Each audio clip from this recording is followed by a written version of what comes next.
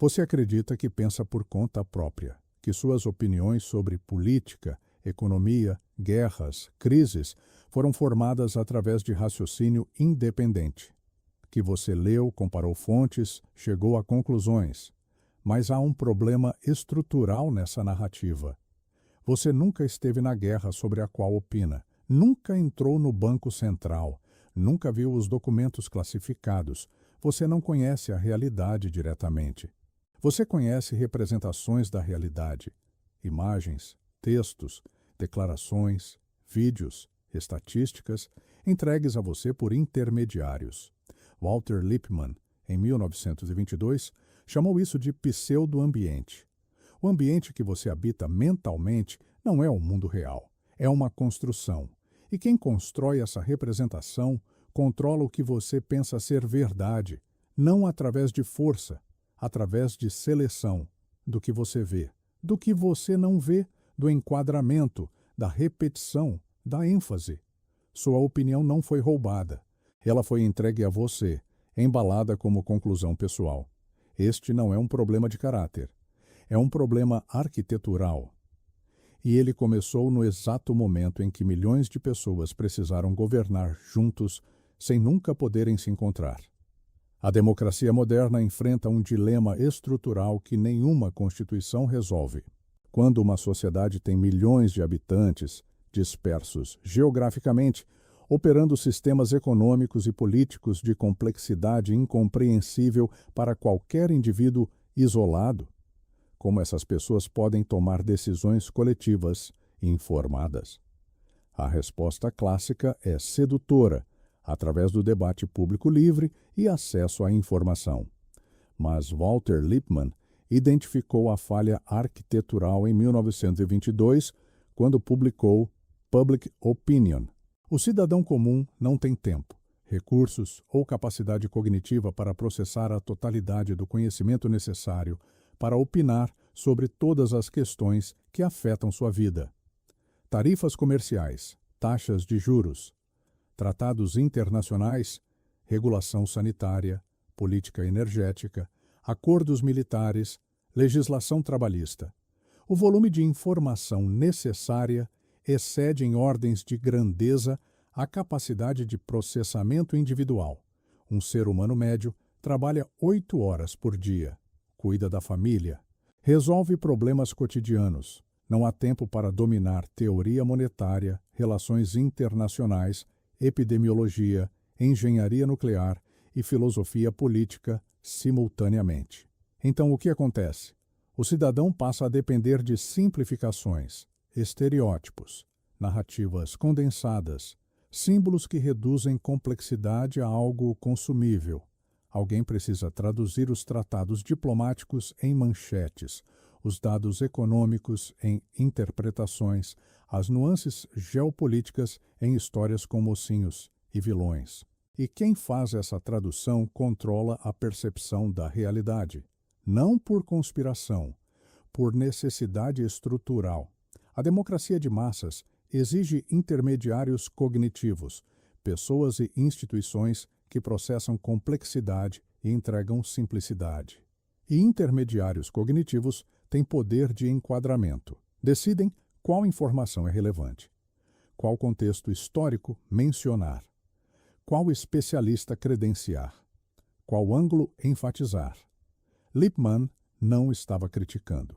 Ele estava descrevendo a arquitetura inevitável de qualquer sistema onde milhões precisam concordar sobre realidades que não podem testemunhar diretamente. O problema não é que exista mediação, é que chamamos isso de opinião pública espontânea, como se milhões de pessoas, isoladas em suas vidas privadas, chegassem às mesmas conclusões por pura coincidência racional. Imagine um jovem americano em abril de 1917. Ele acorda numa terça-feira qualquer, abre o jornal local, lê que a Alemanha representa uma ameaça existencial à civilização ocidental, que os soldados alemães, chamados hunos pela imprensa, cometem atrocidades inimagináveis contra civis belgas. Estupros em massa, bebês empalados em baionetas, freiras violentadas, igrejas profanadas, que a guerra na Europa não é apenas mais um conflito geopolítico entre impérios coloniais, brigando por territórios. É uma batalha cósmica entre bem e mal, entre democracia e tirania, entre luz e trevas. 3 meses antes, em janeiro de 1917, esse mesmo jovem era profundamente indiferente à guerra europeia. Achava que americanos não tinham motivo para morrer em trincheiras francesas por disputas entre reis europeus. A maioria dos seus vizinhos pensava igual. O isolacionismo era consenso. Mas agora, em abril, ele está pronto para se alistar, convencido de que é dever moral, que ficar em casa seria covardia. O que mudou nele? Ele não foi à Europa, não visitou os campos de batalha, não viu com os próprios olhos as supostas atrocidades, não leu documentos diplomáticos secretos, não estudou a história dos Balcãs ou as alianças militares complexas que detonaram o conflito. Nada em sua experiência direta mudou. O que mudou foi a informação entregue a ele. E essa informação não surgiu espontaneamente, não foi produto de jornalismo independente investigando a verdade. Foi fabricada, deliberadamente, sistematicamente, pelo Committee on Public Information, criado por ordem executiva do presidente Woodrow Wilson, em 13 de abril de 1917, uma semana após a declaração de guerra. Sob comando de George Creel, jornalista progressista, com orçamento federal ilimitado. O comitê produziu filmes, cartazes, discursos, artigos de jornal, fotografias encenadas, testemunhos fabricados de supostas vítimas. Contratou 75 mil palestrantes voluntários, chamados 4-Minute Men, que percorreram o país fazendo apresentações ensaiadas em cinemas, teatros, igrejas, feiras, eventos comunitários. 4 minutos era o tempo necessário para trocar os rolos de filme nos cinemas, tempo perfeito para uma mensagem emocional condensada. A mensagem era uniforme, repetida ad nauseam, emocional, não racional. Apelava a medo, honra, dever, identidade nacional. E funcionou espetacularmente. Em questão de meses, a opinião pública americana foi completamente revertida. De majoritariamente isolacionista para fervorosamente intervencionista, não por debate filosófico, não por apresentação de evidências, por engenharia emocional em escala industrial. A Grã-Bretanha fez exatamente o mesmo através do Ministry of Information, que produziu propaganda anti-alemã distribuída globalmente. A França, através do Maison de la Presse. Isso não foi abuso autoritário de poder. Foi descoberta democrática. Governos democráticos eleitos legitimamente descobriram que podiam moldar consenso em escala industrial usando técnicas de propaganda. E perceberam algo crucial. Isso não era apenas possível, era necessário, porque guerras modernas exigem mobilização total da sociedade. E mobilização total exige unanimidade simbólica. Soldados não lutam apenas por ordens, lutam por narrativas. Terminada a guerra em 1918, o conhecimento acumulado não desapareceu. Ele migrou para o setor privado. Edward Bernays, sobrinho de Sigmund Freud, tinha trabalhado no Committee on Public Information como parte da equipe de propaganda. Ele viu de perto como o sistema funcionava, como era possível transformar a opinião pública em meses, e percebeu uma oportunidade de mercado gigantesca. Se era possível vender uma guerra, convencer milhões de homens a morrerem voluntariamente em trincheiras, então era possível vender absolutamente qualquer coisa. Produtos, candidatos políticos, ideias, estilos de vida, comportamentos sociais. Em 1919, Bernays abriu seu escritório de consultoria. Ele não chamou isso de propaganda, chamou de relações públicas. A mudança de nome não foi acidental. Propaganda tinha adquirido conotação negativa após a guerra. Relações públicas soava democrático, transparente, respeitável. mas a função era idêntica: moldar percepção pública em benefício de clientes pagantes. A diferença entre Bernays e publicitários comuns era fundamental. Publicidade tradicional vende produtos diretamente. Relações públicas vendem contextos. Mudam a percepção sobre o que é normal, desejável, aceitável, moderno, progressista. Não vendem o cigarro. Vendem a ideia de que fumar é libertador. Não vendem o candidato. Vendem a ideia de que ele representa mudança.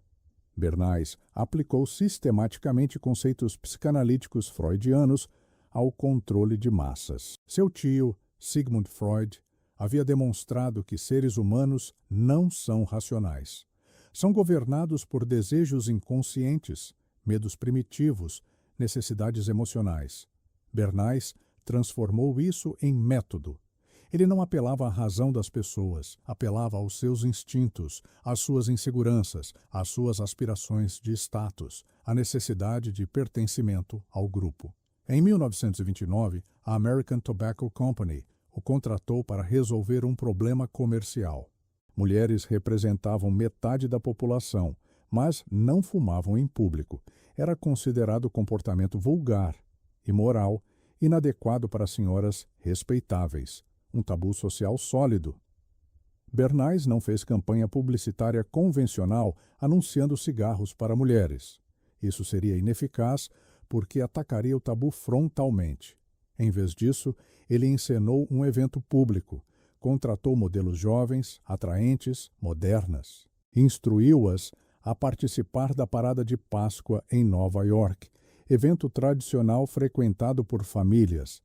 No momento combinado, em frente a fotógrafos previamente alertados, as modelos acenderam cigarros simultaneamente.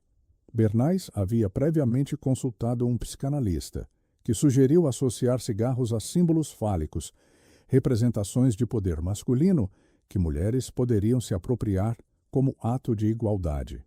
Ele, então, plantou a narrativa nos jornais. Os cigarros eram tochas da liberdade. Símbolos de emancipação feminina. Fumar não era vício ou comportamento vulgar. Era declaração política. Era feminismo. Em uma semana, fumar em público tornou-se ato progressista. As vendas para mulheres dispararam.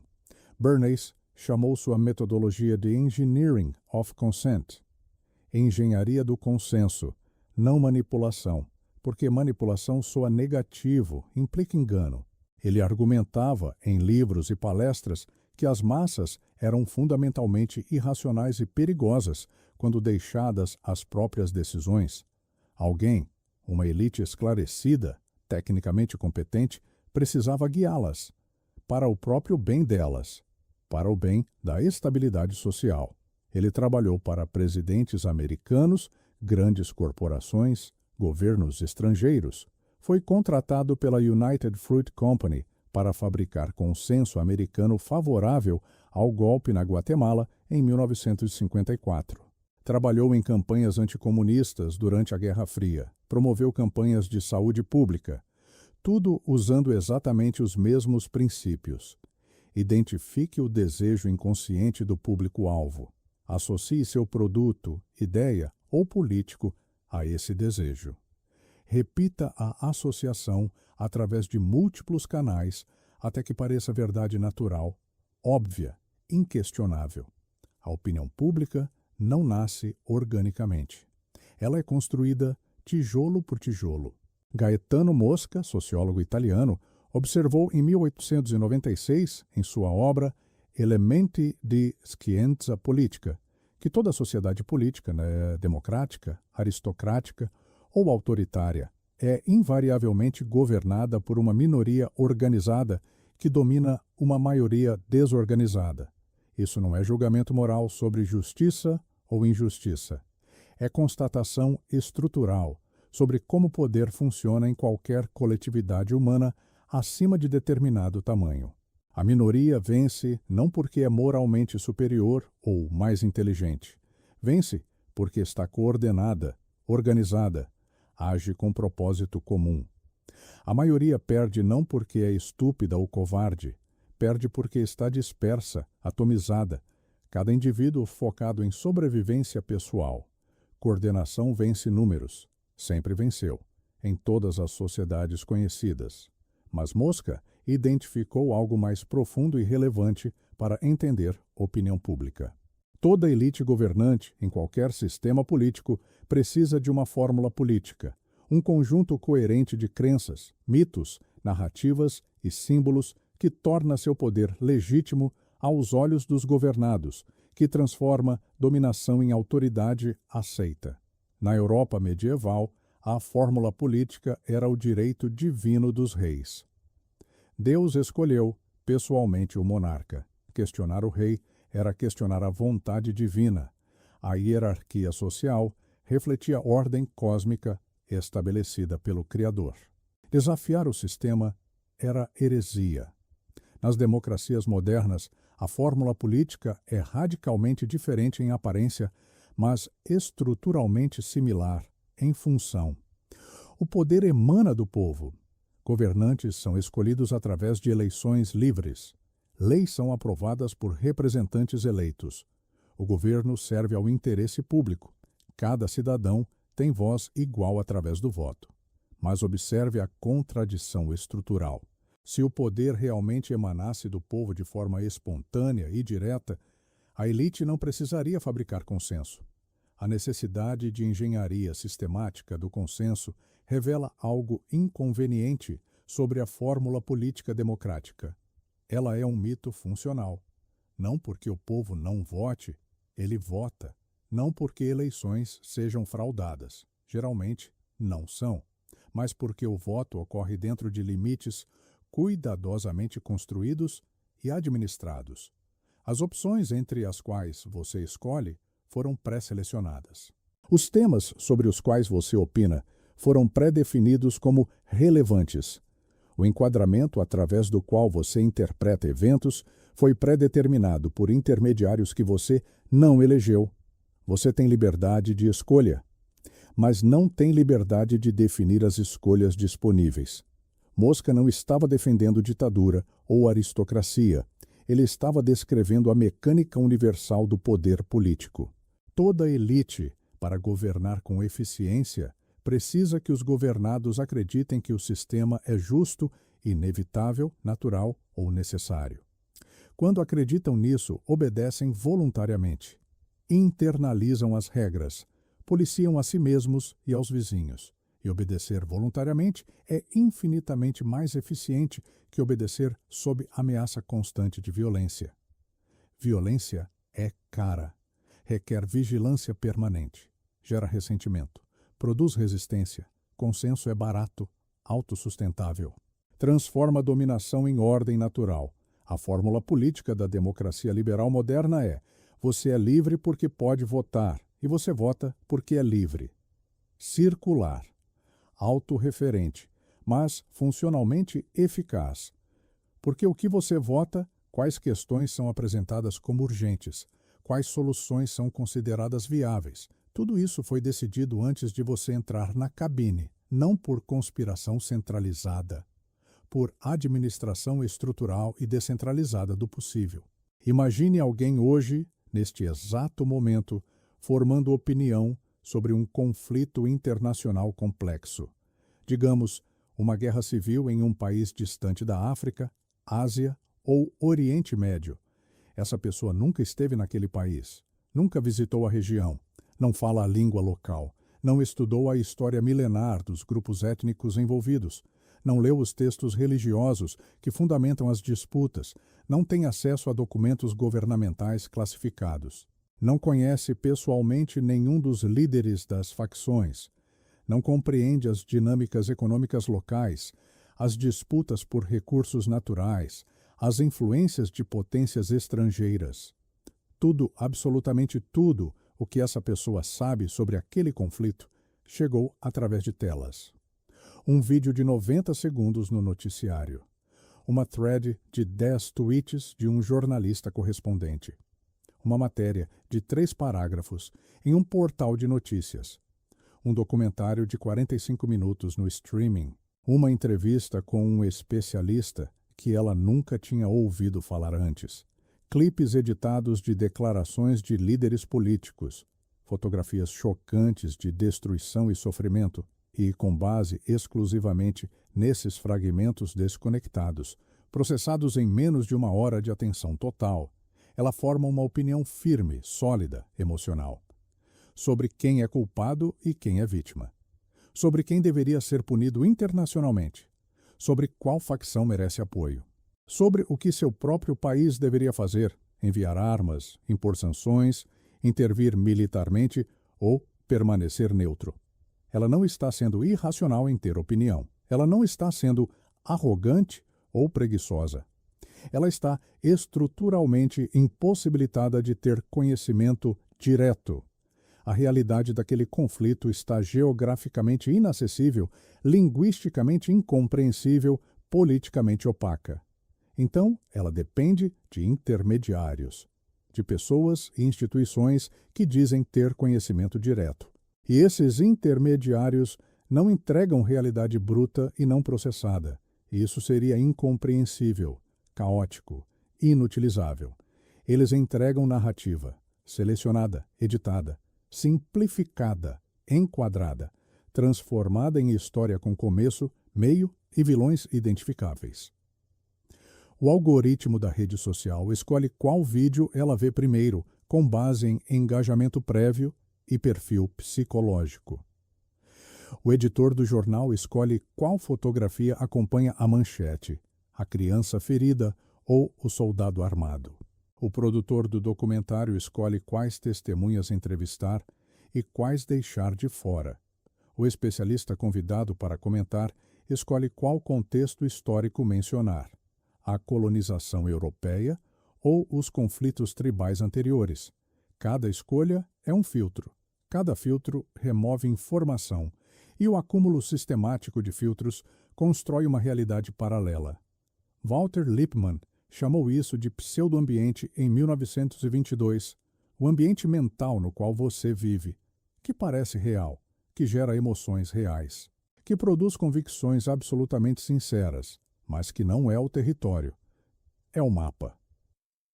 E quem desenha o mapa controla para onde você acha que está indo, controla quais caminhos você considera possíveis, quais destinos você julga desejáveis. Não é mentira direta, é seleção sistemática. E seleção sistemática, repetida através de múltiplos canais aparentemente independentes, produz distorção sistemática. Você acredita sinceramente que conhece o mundo porque consome grandes quantidades de informação sobre ele. Mas você conhece apenas a versão do mundo que foi considerada adequada, segura, conveniente ou lucrativa para ser entregue a você. Entre você e qualquer evento significativo, uma guerra, uma crise econômica, uma descoberta científica, uma decisão política, existem múltiplas camadas de intermediários invisíveis. O repórter no campo de batalha seleciona o que filmar com sua câmera. De milhares de cenas possíveis, ele escolhe 10. O editor na redação recebe esse material e seleciona qual footage realmente será usado. De 10 cenas, sobram 3. O produtor do telejornal seleciona qual ângulo narrativo enfatizar: desastre humanitário ou ameaça à segurança. O algoritmo da plataforma digital seleciona se você verá aquilo ou não com base em métricas de engajamento e perfil comportamental. O fact-checker independente seleciona qual enquadramento dos fatos é considerado verificado e confiável. O especialista credenciado pela instituição acadêmica seleciona qual interpretação é tratada como legítima, séria, digna de consideração. Cada camada desses intermediários é um ponto de controle informacional. E controle não significa necessariamente censura direta, queima de livros, proibição explícita. Significa administração de ênfase. Controle sobre o que é repetido incansavelmente até se tornar verdade autoevidente. O que é mencionado uma vez e esquecido. O que é tratado como urgência nacional que exige ação imediata. O que é tratado como curiosidade irrelevante. O que é é enquadrado como ameaça existencial. O que é enquadrado como exagero histérico. Você pode tecnicamente acessar milhares de fontes diferentes de informação. A internet democratizou o acesso. Mas todas essas milhares de fontes acessam as mesmas 3 agências globais de notícias: Reuters, Associated Press, AFP. Todos os especialistas foram formados pelas mesmas universidades de elite. Todos os think tanks são financiados pelo mesmo conjunto limitado de fundações e corporações. A diversidade de vozes é horizontal, não vertical. Existem 1000 canais dizendo coisas ligeiramente diferentes, mas todos dentro do mesmo espectro ideológico estreito. Todos compartilhando os mesmos pressupostos fundamentais, não questionados, sobre como o mundo funciona. Ninguém precisa proibir explicitamente ideias fora desse espectro. Basta não amplificá-las, não credenciá-las institucionalmente, não incluí-las no que é considerado debate sério entre pessoas respeitáveis. Walter Lippmann não via isso como problema a ser resolvido. Ele via como solução necessária para o problema da democracia de massas. As massas, argumentava ele, não têm capacidade técnica, tempo ou interesse para governar diretamente sistemas complexos.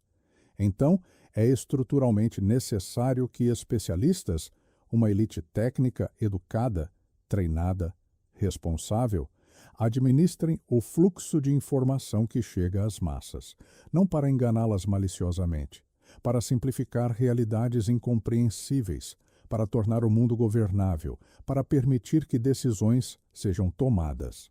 Porque governar eficientemente milhões de pessoas requer que milhões concordem sobre interpretação básica da realidade. E consenso espontâneo é estatisticamente impossível em sociedades complexas, plurais, onde milhões de indivíduos têm experiências e interesses contraditórios. Então o consenso precisa ser fabricado, administrado, gerenciado por intermediários invisíveis, que você nunca elegeu diretamente, cujos nomes você frequentemente não conhece, mas nos quais você deposita confiança implícita toda vez que forma uma opinião sobre algo que não testemunhou pessoalmente. O sistema permite debate vigoroso, discussões intensas e emocionais, opiniões frontalmente conflitantes, esquerda contra direita, progressistas contra conservadores, liberais contra nacionalistas, globalistas contra soberanistas. O debate é absolutamente real. As emoções são genuínas, as divergências são sinceras, pessoas se enfurecem, rompem relações, abandonam jantares de família, terminam amizades, mudam de emprego por discordâncias políticas. Tudo isso é real. Mas observe cuidadosamente o padrão estrutural que persiste através de todas essas batalhas emocionais. O debate sempre, invariavelmente, ocorre dentro de limites invisíveis, mas rigidamente policiados. Há questões que são discutidas exaustivamente, sob todos os ângulos possíveis, com cobertura midiática 24 horas, debates televisivos, colunas de opinião, livros best-seller, documentários investigativos. E há questões que nunca, jamais, entram verdadeiramente na conversa pública mainstream, não porque sejam explicitamente proibidas por lei, mas porque não são enquadradas como opções legítimas, dignas de consideração séria por pessoas respeitáveis. Você pode debater intensamente qual a melhor política econômica para promover crescimento: keynesianismo ou liberalismo clássico, mais impostos ou menos impostos, mais regulação ou menos regulação. Mas não se deve haver crescimento econômico infinito num planeta fisicamente finito com recursos esgotáveis. Isso está fora. Você pode debater apaixonadamente qual candidato votar na próxima eleição, comparar propostas, analisar históricos, questionar caráter. Mas não se o sistema eleitoral representativo realmente produz representação genuína de interesses populares, ou se é teatro administrativo. Isso está fora. Você pode debater se determinada ação militar é justa, proporcional, baseada em inteligência confiável. Mas não se o Estado deve ter monopólio legal da violência organizada. Isso está fora. Você pode debater qual a melhor forma de regular corporações. Mas não se corporações com poder maior que nações são compatíveis com democracia. Isso está fora. Esses temas não estão dentro do que se chama janela de Overton, a janela do que é considerado aceitável, respeitável, sensato no discurso público. A janela não é fixa eternamente. Ela se move ao longo do tempo. Ideias antes impensáveis tornam-se aceitáveis. Mas ela se move lentamente, gradualmente, e se move de forma guiada, não aleatória. Quando algo precisa entrar na janela, porque interesses poderosos desejam que entre, é introduzido através de processo sistemático. Primeiro como ideia radical defendida por poucos extremistas, depois como posição aceitável que pessoas sérias podem debater, depois como consenso emergente que apenas reacionários resistem.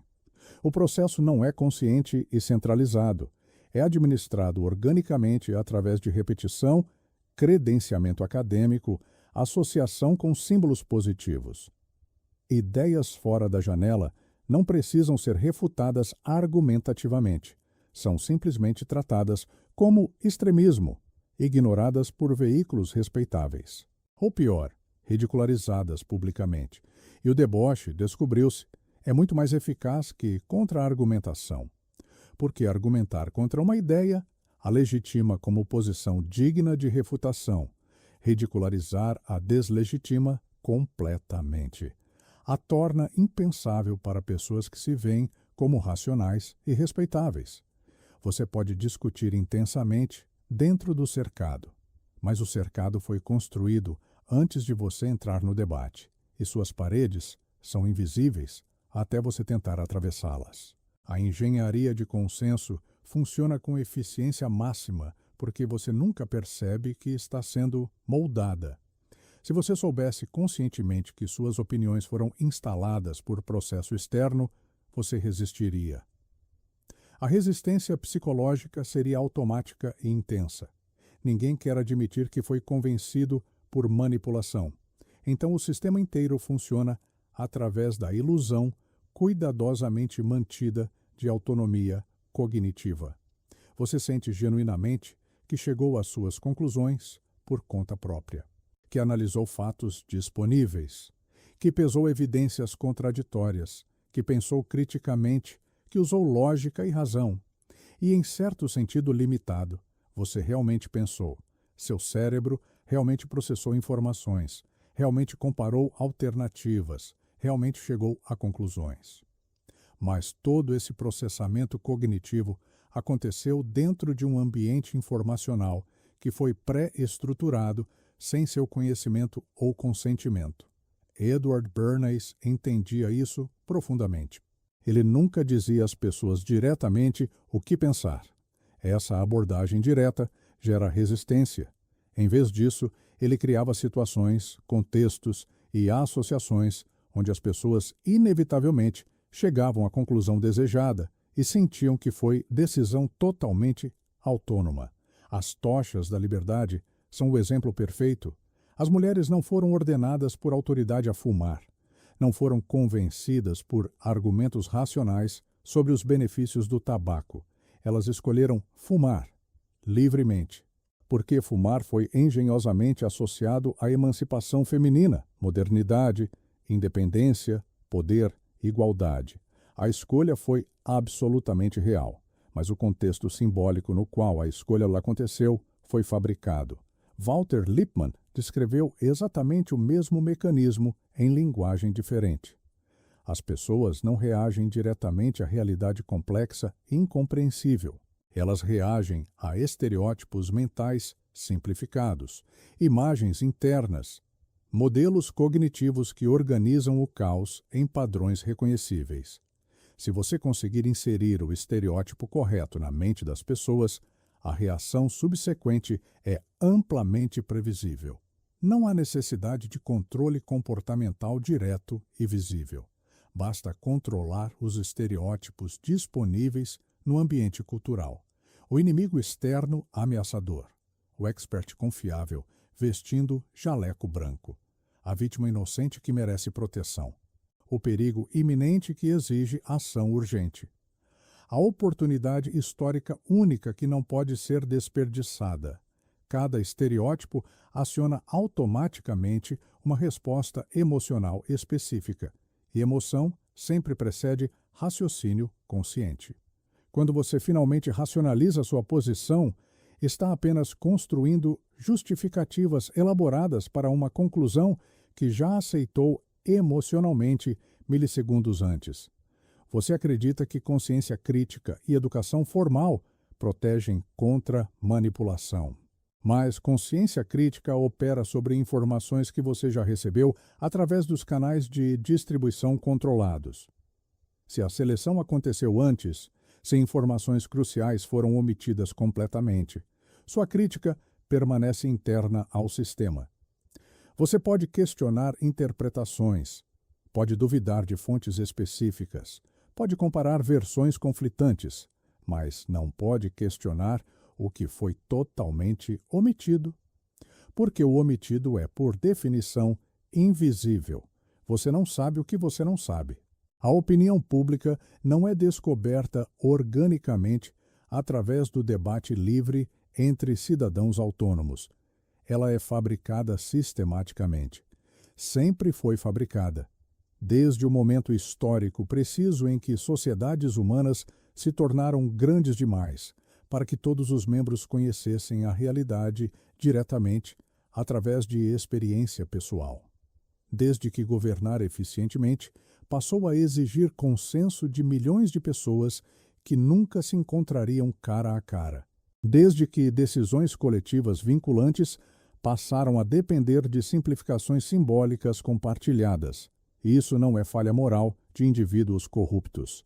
Não é conspiração secreta de grupos sinistros reunidos em salas escuras. É arquitetura estrutural inevitável de qualquer sistema político operando em escala massiva. Walter Lippmann, Edward Bernays, Gaetano Mosca não estavam denunciando escândalos ocultos. Estavam descrevendo, com frieza analítica, mecânicas que já operavam há séculos de formas menos sofisticadas. A democracia de massas não pode funcionar sem engenharia sistemática de consenso, porque milhões de pessoas dispersas geograficamente não podem processar individualmente a complexidade astronômica dos sistemas técnicos, econômicos, militares e políticos que governam suas vidas. Alguém precisa traduzir complexidade em simplicidade. Precisa selecionar o que é relevante. Precisa enquadrar como deve ser interpretado. Precisa simplificar até ser compreensível. E quem faz esse trabalho de tradução por necessidade estrutural, controla, não de forma absoluta e totalitária, mas de forma suficiente para manter estabilidade. O sistema continua funcionando porque você acredita que participa dele, e você realmente participa, mas sempre dentro de limites que foram definidos antes de você chegar. Você vota em eleições, debate em redes sociais, compartilha notícias, assina petições, opina sobre tudo e sente que isso importa, e importa, mas importa dentro da margem de variação permitida. As estruturas fundamentais de poder permanecem intocadas. Os intermediários invisíveis permanecem no controle dos fluxos informativos. A fórmula política que legitima o sistema permanece inquestionada. Você é livre para escolher, desde que escolha entre as opções que foram apresentadas a você, desde que suas conclusões permaneçam dentro da janela do aceitável, desde que seu pensamento crítico opere sobre o material que foi pré-selecionado. Sistemas seguem incentivos, não intenções. Estruturas produzem resultados previsíveis, não resultados desejados. Intenção declarada não altera a dinâmica histórica real. A opinião pública será sempre administrada por quem controla os meios de produção simbólica. Porque a alternativa, caos informacional total, a ausência de narrativas compartilhadas, colapso do consenso mínimo necessário, significa o colapso da própria governabilidade. E nenhuma elite permite voluntariamente que o sistema que sustenta seu poder entre em colapso. Não por maldade individual, por imperativo estrutural. Quem ignora a estrutura é moldado por ela sem nunca perceber.